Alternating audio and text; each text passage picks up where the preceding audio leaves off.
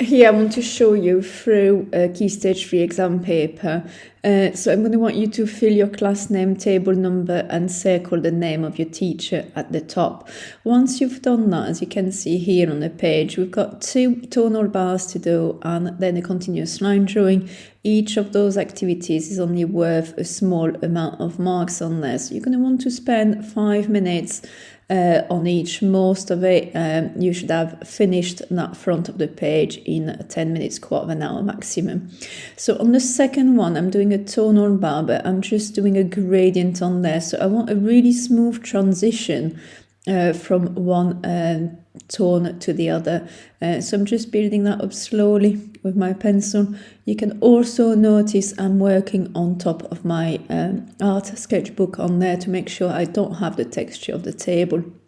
The last task on the front of the sheet is a continuous line drawing, where you draw in one single line without lifting your pen off the paper. So here I'm trying to draw a portrait of that man in one single line. Same, that should take a few minutes. Try to put as much detail as you can, but we just want a line drawing, no tone. Okay, and it's fairly quick on there. On the back of the drawing, which is the main marks on there, it's 35 to 41 marks, depending which year you are in. I'm going to want you to add line and tone on there. On this one, it's year 8 paper and all the line is already there for you and you want to focus on tone.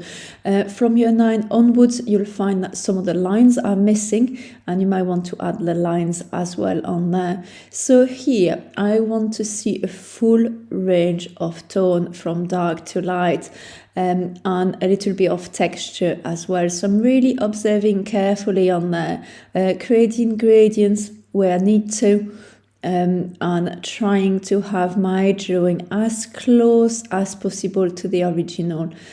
Sometimes students have got 2 tones, they've got the dark one and a mid one, but they forget to keep the highlights as well. So any white areas, just be mindful to keep them white, not shade them on there so you don't have any pencil on there and your drawing has got that contrast that you need to get an effective drawing on there.